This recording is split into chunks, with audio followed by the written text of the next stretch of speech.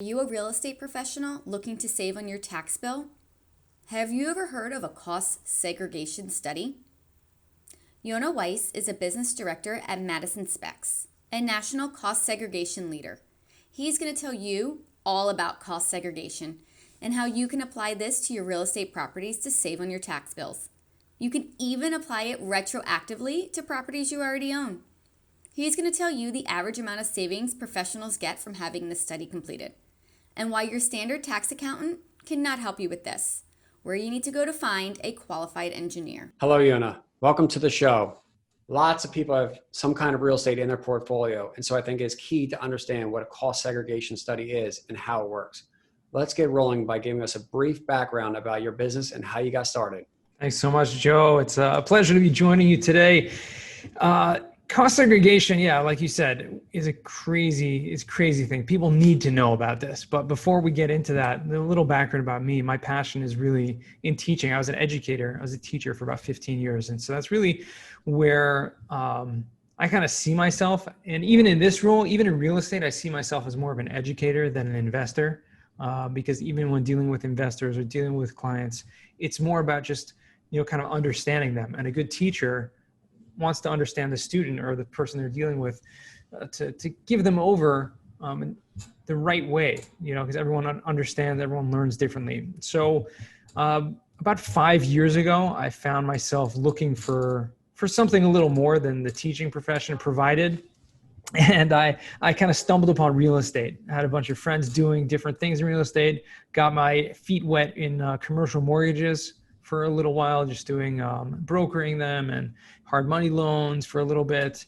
And a good friend of mine, we actually did some fix and flips together, did some residential brokering. And so kind of learning many different facets to real estate until I stumbled upon this company that I work for currently the past few years, Madison Commercial Real Estate Services. We do a bunch of things, really kind of niche services for the commercial real estate investors or owners. So one of them is cost segregation, and that's my primary focus. And in doing that, I try to just help as many people as possible in, save taxes, which I think nobody wants that silent partner of Uncle Sam. So the more you can save, the better. So what do you think it is the lure of everybody getting into real estate? Is it just that it's like everyone thinks that's the way to riches? Because I'm just, you look around, everyone always talks about real estate. They always want to dabble. They want to try that first fix and flip. And you kind of said that you stepped in and started on some commercial deals. So what is kind of your take on that?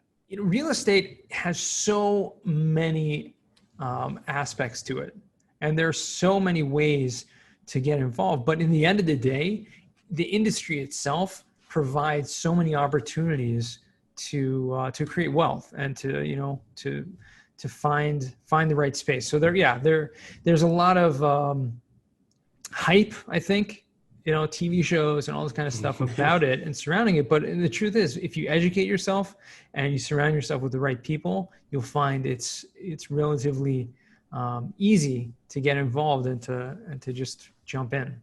Yeah, and the one word that sticks out on top of that is make sure you have patience. It's not an overnight success. Real estate's a long-term game, and prepare to be in it for the long term, right? Exactly. Yeah, 100%. So, after you get into real estate, now you're starting to make money. Obviously, people have to tackle the tax problem, right? And one way they may do that is through, I guess, a cost segregation study. So can you tell us about what that is? Sure, because it's not just about how much you make. It's really more about how much you keep. It's kind of cliche, but the truth of the matter is, if you are making a lot of money, which real estate tends to be a space where you can make a lot of money, there happens to be in the tax code so many tax benefits that allow real estate investors to keep the money they're making. Instead of, we come from this W-2, this corporate America type mentality where you have to pay your taxes out of your paycheck. You don't even get to keep the money that you earn. Whereas real estate allows you to file your own taxes and file how much you earned and how many deductions you have. And therefore, in the end of the day, what's your tax liability, how much you can keep of that. And so the goal is to reduce that tax liability as much as possible, if not entirely, to keep all of the money that you earn. And essentially, that's what cost segregation helps to do more than almost any other tax benefit that's out there. So how does that, I hear about depreciation. So how are those two different? Right. So cost segregation is really just an advanced form of depreciation. Some people like to say it's like depreciation on steroids. It's like taking, and depreciation, let's just maybe take a step back, understand what that is, because when you think about real estate, you're thinking about appreciation, right? You want it to go up in value, you want as time goes on. And depreciation, the definition is things go down in value as time goes on. But from a tax perspective, it's literally just a borrowed term. Like the IRS gives you a tax deduction called depreciation based on the principle that your building is going to be going down in value as time goes on, even though intrinsically it's going up in value with time. And so when you buy a property, based on the day that you bought it and the purchase price that was paid for, you can now take that entire purchase price, okay, and now take that as a depreciation deduction. What that means is you subtract a certain amount for land, which does not depreciate. And then the remaining amount, you can now take a little amount every single year for 27 and a half years. Okay, that's what the IRS says. Or for commercial buildings, it's 39 years. But essentially what you're doing is you're taking a little bit, about a 2 to 3% of your purchase price, and you're taking that as a tax deduction, income tax write-off, right off the bat. What cost segregation does is it breaks down the building into different categories, and every asset depreciates on a different schedule. So you can now take certain things like personal property, like carpeting and fixtures and furniture and appliances that actually depreciate on a 5-year schedule. So you can now take that value and write it off over a 5-year period, which means you're having in the first 5 years of ownership a huge amount. Instead of a 2 to 3% deduction every year, you can be getting, a 5 or 10% deduction. Which, it translates as doubling or tripling your tax deductions just by doing this simple process called cost segregation. So an investor would want one of these because they can offset more of their income up front versus later. Correct. When you're offsetting income up front, what you're doing is increasing your cash flow, which in turn allows you to use that money to reinvest, to put back into the property, add more value, create more benefits. And if you're buying more than one property over a course of a period of time, you can use these benefits from one to the next. And so it's basically it's a strategy to scale even further without having to worry about income tax. So what kind of qualifications do you have to perform these type of studies? The IRS requires someone with experience in engineering. And so this is why it's not so heard of that much. Okay. So first of all, when you talk about taxes, right? As soon as you talk about taxes, people's brains shut off, right? They're like, okay, I don't know anything. Taxes, I don't want to deal with. I have an accountant, right? The problem is that this method of cost segregation, it's an engineering method that applies to taxes. And yes, it is, delineated in the tax code. Okay. You can go to the IRS website and learn all about the cost segregation audit techniques guide. However, accountants don't do it since it requires this engineering component. So it's like you assume that it's taxes, my brain shuts off, I'm going to go to my accountant, they're definitely going to do it if it's beneficial, right? Wrong, because they're not, because they're just not equipped to. So you need to have a third-party firm who does deal with this, who are engineers and accountants and do this full time, that they can now go ahead and perform this study. Now, what type of properties can this be used on? Can it be used in the residential space, commercial, all?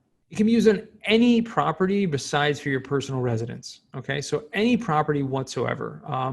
The benefits are going to be proportional. So it's going to be more benefit the bigger the property is, meaning the more purchase price, the more value that's in that building, because we're taking a percentage of that purchase price, remember, and we're able to accelerate that depreciation. So we're able to take more upfront. However, when you're talking about smaller, lesser value properties, that tax benefit is proportionally less.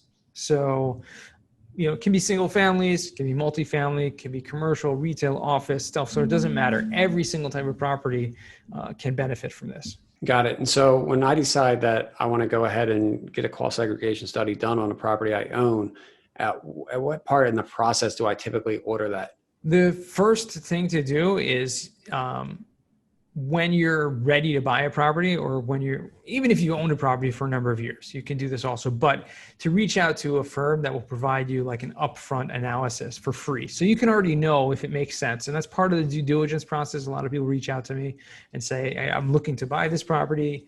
I'm going to pay X. This is what it is. Give me some details about the property. We'll able to run an estimate and you're able to see upfront if it even is beneficial or not, or to what extent it is beneficial. And then once you close on the property, it's best to get it done in the first year.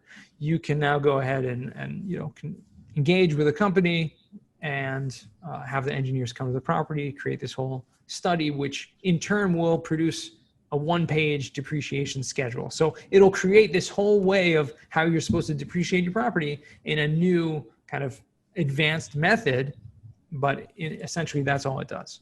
So if I am buying a property and I want to provide you that information, what is that information? Is that the age of the property? Is that how old, the roof is? Or what are those aspects that you need to know in order to present a projection? So there's actually a lot of details that our engineers look at to run that estimate.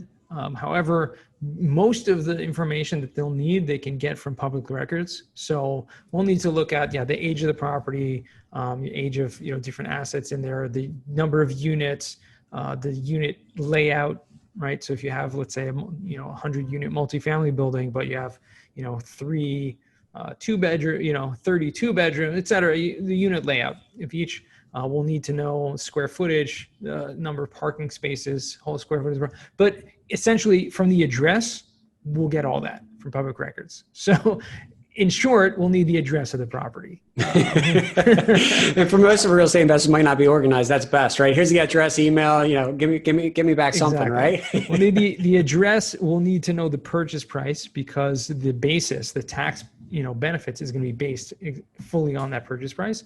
And we need to know the closing date because depreciation is prorated to the day and the year that you buy it. So to understand at least the first year tax benefits, it's best to know when the closing date is. So those 3 points of data is enough for us to get the rest that we need to run an estimate. Is there any type of back of the envelope formula when looking at a property, like a percentage or anything that someone could kind of gauge what they might be able to, take up as a quick upfront deduction? There is, but it varies from property to property, and it varies from asset type to different asset type. I have if anyone wants to know something, like feel free to reach out to me. But multifamily, for example, multifamily properties typically run between 20 and 30% of the purchase price to be reallocated to a faster depreciation schedule. So in the 5-year, which is the personal property I mentioned, there's also stuff called 15-year property, which is land improvements, which outside the building depreciate landscaping, fencing, pavement, concrete, all that kind of stuff. You have a parking lot, all of that has value, and that's on a 15-year schedule. So that included in the 20 to 30%. So if you buy a $1 million apartment building, you can know approximately 2 to 300,000 is going to be accelerated depreciation. What assets can give you the highest percent? Believe it or not, golf courses and mobile home parks. Is that mobile home park park owned?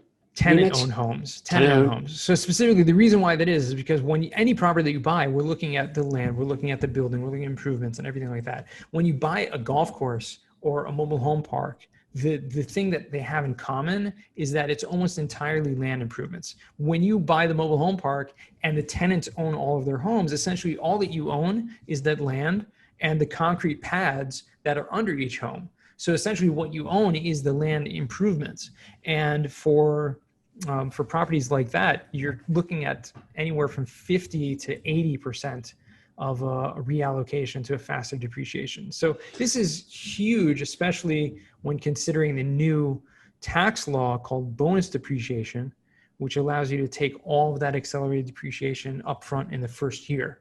So you can buy $1 million mobile home park and literally, if it's all tenant-owned homes and, obviously other things considered, but potentially take in the first year, a $500,000 to $700,000 tax write-off.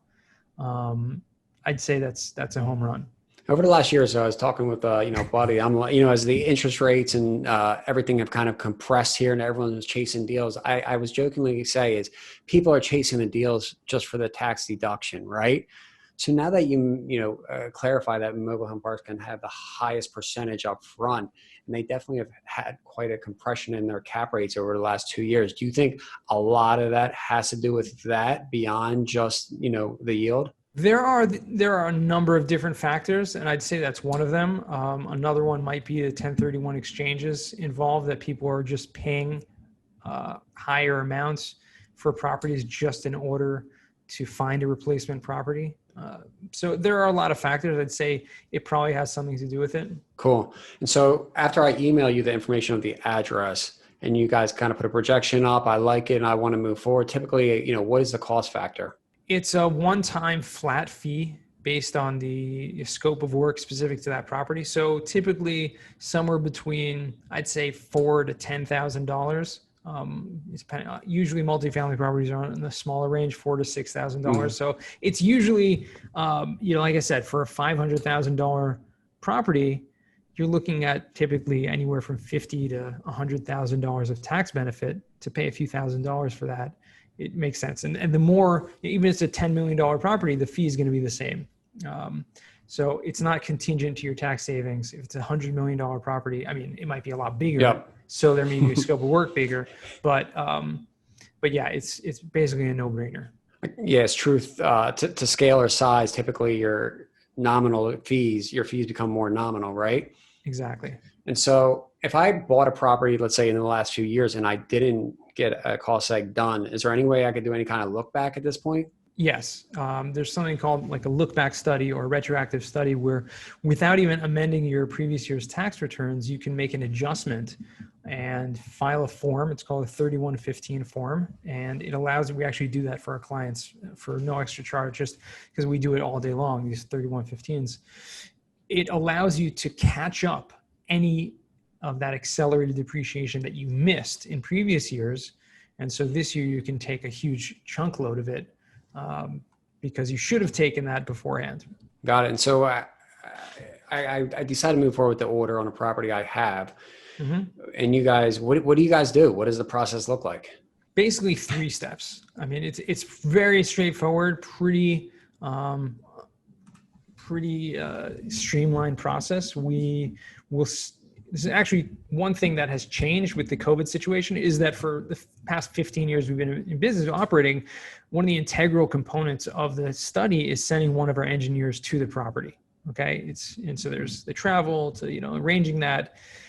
We switched when COVID hit, people reaching out to us, they need this done. There's no travel. There's, stay in place order. It was crazy. What can we do? We created a smart tour. So we're able to pivot and allow our engineers to, with the help of someone on site, to do a video tour with certain measurements done and kind of take a virtual tour of the property. And that's been very successful. I mean, we've done since April when this all started, we've done, probably about 500 or so of those virtual tours and been very successful. It's helped because you don't need the travel time that's usually involved. The travel costs can be involved as well. And so it's been a great streamlined process. So that's the first thing. We get an engineer to the site, whether it's on site physically or virtually. We still do on-site visits, but we have that option. You keep that recording, I guess, with the file in case there's ever questions. Is that how that? 100%. Yeah. Anyways, we include all the time, part of our analysis, part of the file, the study, and that's really the second step, includes pictures, a lot of detailed pictures. But yeah, they'll come back, create a study based on all the measurements, the pictures, find out everything, make this huge, 90, 100-page report, which is a detailed calculation of all the assets individually and then grouped together in different depreciation categories. And then that spits out a depreciation schedule, which you hand over to your accountant, and that's it. I mean, that's all said and done. So pretty straightforward process. And how long does that typically take for a turnaround? Can take about a week or 2 to turn around for our operations, just because we're so busy. It can take about 4 to 6 weeks. And that's what I heard is, COVID it maybe was kind of a positive in the sense that it forced you guys into a new business process that might actually be working out better, right? Correct. It's definitely helped us streamline that process. Cutting down the travel time has allowed us to do a lot more, a lot quicker. That's for sure. good. And so going into the, tax implications, and after I receive this report to you, I give this to my CPA, I assume, and they take it from there. I mean, typically what do they do with it? They just plug it into your tax return. I mean, anyways, they take depreciation for each property that you have. So this is really just taking a different number for depreciation. So there's really almost nothing for the accountant to do. And how do they break down the other different components of the property in their lifespan? Does that make sense? So the IRS delineates that. The IRS has a whole system called the cost recovery system, which outlines every single possible thing that can be depreciated and what lifespan it has. So our engineers are trained to know, the fixtures here, the wires here, the piping and, et cetera, every last detail, what that is, and assign a value and a life to that, then to create that depreciation schedule already outlined into 5-year, 15, 10-year, 15-year, 27 years. So it's all ready to go. And there's very little to do. And so how does this study affect someone's tax liabilities for the year? How is it applied? So depreciation is an interesting thing. Like I said at the beginning, it's like it's a phantom deduction, meaning it's creating this imaginary deduction that as if your property is going down in value. So but really depreciation is first and foremost used to offset rental property income. So it was created as like an incentive for real estate investors that you're buying rental properties. You can use this tax deduction to offset the rental property income. Okay. So rental property income is considered passive income. These depreciation is considered passive deductions, passive losses. So what happens is, let's say you made $50,000 of net operating income from your properties.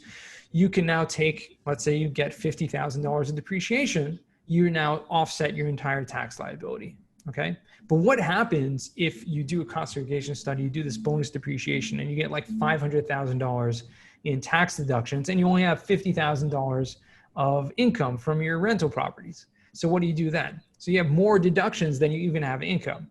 So there's two things that happen. One is, first thing that happens is it offsets your income, so you have no income tax liability, okay? Zero.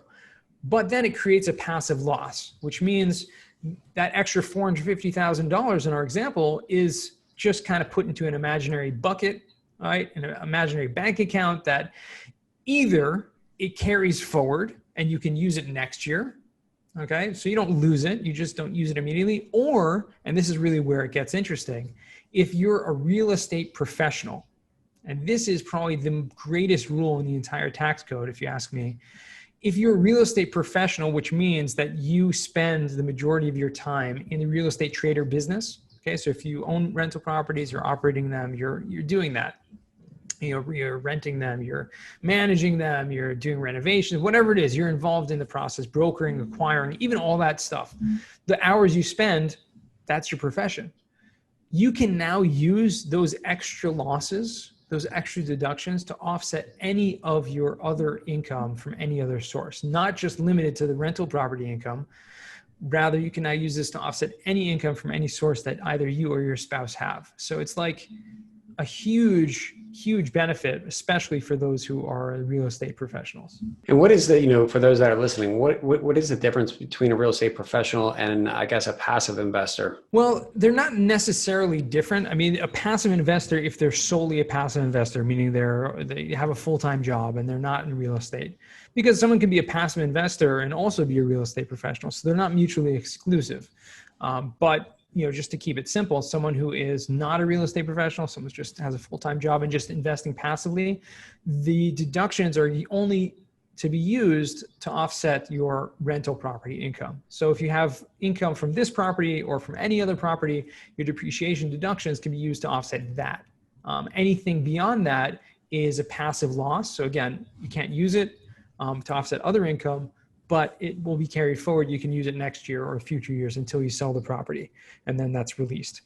However, the real estate professional, like I mentioned, anything beyond your rental property income, you can now use that to offset anything, any other source. So a lot of the real estate professionals out there may have a mastermind, courses, something else where they're generating that business ordinary Sure. income, and they're a real estate professional. Now they can offset that, right, with that depreciation, right? Exactly. Or if you know, a lot of people, they're brokers, or they're dealing other things. They may have acquisition fees or other types of fees if they're have investors involved, or their spouse is a W-2 worker. You can use those deductions to offset your spouse's income, which is crazy. Now, usually whenever you kind of take a depreciation or you have to defer something in life, you always got to pay the piper, as they say, right? Mm-hmm.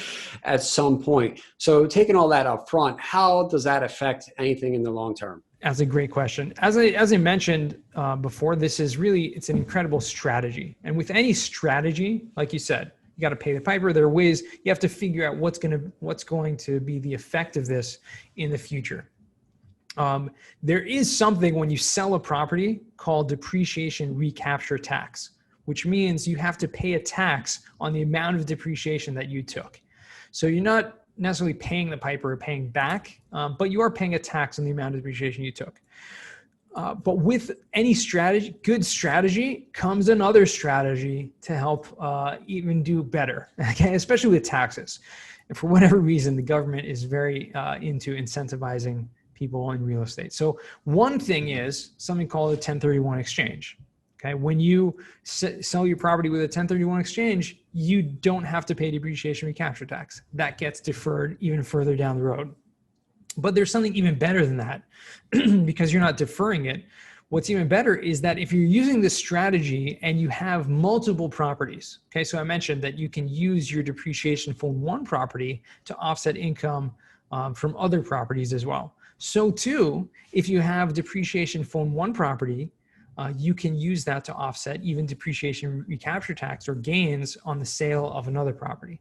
So if you're doing it right, you may actually be able to never pay income tax whatsoever and not even be hit with the capital gains tax, not even be hit by depreciation recapture tax, because you're always finding a way to get another property, do another cost segregation, et cetera. Do you guys have any fear of presidency or anything changing the scene or the rules at all? Or do you guys, what's your take there? I'm not a prophet or a psychic, so I don't necessarily like to make predictions. But, I've seen historically that the government and Congress especially has been, in favor of real estate and are not quick to change rules against real estate.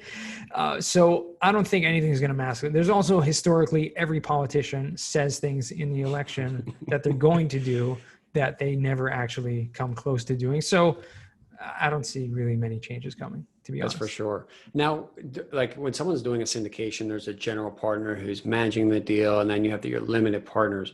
Do you ever see a situation where maybe it's not so beneficial for the limited partners, where the cost segregation study is done, or do you think it works for everybody uniformly? It can be different. There are certain instances, for example, cost segregation is great if you have a tax liability. But if you don't have a tax liability, it's not going to help you whatsoever. So a great example of that is people are investing from their retirement accounts. And this is something that's very popular, right? People using their 401ks, they're using their IRAs and self-directing it and putting in real estate investments. That's great. But you should know that if you're doing that, if it's already tax free because it's being invested, your money's being invested from a tax shelter or tax-free account, then depreciation doesn't help you. And so you may not have any benefit whatsoever for doing that. And so it might just be a waste of time or energy for the investors. What other benefits, is there any other benefits that we've missed or not covered on this call that, would give reason for somebody to do a study? Like I said, it's definitely worth checking out. Okay. For any property, especially like my rule of thumb, anything purchased for over $500,000, it's worth getting a free analysis to see if it's beneficial. Like I said, it doesn't hurt to get anything for free, right? Some people like to say, that nothing in the world is for free. Well, this is actually free. So that's good. All right. So if anybody wants at least a free consultation, they can reach out, email you the address the amount they paid for it, and you could give them a free study over $500,000 basis, right? Yeah. I've seen a software, I don't have in front of me, a site that does this automatic, valuation on properties under $500,000 for like a $500 report. Is that allowed to be trusted? Right. It says has an audit defense and so forth. Yeah, I think the companies that have done this, it's they have an added fee for audit defense, and so it comes out that you're not really saving that much money by getting that done versus getting a full engineering study, because essentially what the audit defense does is that if you were ever to get audited, they have to go and do a full engineering study like you're supposed to in the first place. So it's kind of someone for, they think there may be lower risk involved in audit for smaller properties. So that's why Mico recommend that. We haven't found that to be that beneficial. Again, for the same reason that if you anyways have to get an audit defense, we provide that for free as part of our study. So you're basically paying for the software and then paying for the audit defense. It ends up being pretty much the same. Got it. And where'd you say your baseline was at 500,000 and above? We can do lower. It just, like I said, the numbers make sense at that point. Got it. Okay. I understand that. Makes a lot of sense at that point. All right. Any final words in regards to the cost segregation studies? I think you need to, anyone who's listening to this, it's all about education, right? You're learning new things. Don't rely on your accountant to be just dealing with your taxes, because unfortunately not a lot of accountants are proactive in terms of tax strategy. So you need to learn different things and then bring it up. And one of my clients says that, I asked him, what does he do for his accountants? He said, I fire my accountant until I find one that does what I tell them to do. So I know, when you're educated enough to know more than your accountant knows, then you can apply strategies that will help you. No, that's great. I greatly appreciate it. And our final question is, we have on every episode, is what is the biggest thing you've implemented in your life that has increased your net worth? I think for me, I always say your net worth is your net worth. I feel very strongly to that because it's, in a way, it's like an insurance policy, if you think about it, because the more you invest in your network and helping people and just being a good person and making those solid relationships, if you ever need anything, there are people there for you. And I've found it to be true, a tremendous amount. I mean, I heard this once many years ago from a famous podcaster, actually, who had a 7-figure, 8-figure podcast, and one of the most popular podcasts. And he was kicked out of his podcast, basically by his partners. And he had to start over from scratch. And he started over from scratch, his own show, and built it back up to be literally, revenue over 7 figures from just a podcast. And he said that the way he was able to do that was just from his network. Was he reached back out to, all those people he had interviewed, the people that he had those relationships with over those years, and he was able to build it back up. And I really believe that's true. So I feel very strongly about that. I feel so many skills that we learn here later in life, we question why were they not taught when we were younger? And there's a lot of talk around, reforming the education system, right? How could we teach the younger generations the network equals net worth and how to associate with the right people growing up? What's your thought? Yeah, it's a great question. It is a great question. It really comes by more than anything in education. And I have 6 kids, so I know this just from teaching and parenting.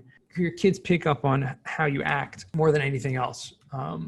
So teaching is one thing, but surrounding them with those people and kind of showing them how important that is, right? Surrounding them with the right people, that's the way to do it. So like exposing them to the right people, the right environments. I like that. What is the best way for anybody who wants to reach out to you? Best way to find me is on LinkedIn. It's actually a platform I'm very, very active on. You can also go to YonahWeiss.com. That's where you can find all about my podcast, Weiss Advice, or you can find out cost segregation. Our company is Madison SPECS, so we're the largest national cost segregation company. You can go to MadisonSPECS.com also, or YWeiss@MadisonSPECS.com. Well, thank you, Yonah, for coming out today. I appreciate our time. My pleasure, Joe. I appreciate the invite. Hey, everyone. Thanks for watching my latest interview. If you like what you saw, Please click the subscribe button below to become a member of the Joe Robert community. Be sure to hit the bell to turn on all notifications so you always know when I post a new video. Tell me what you thought about the content in the comments below. I always read them and would love to answer any of your questions.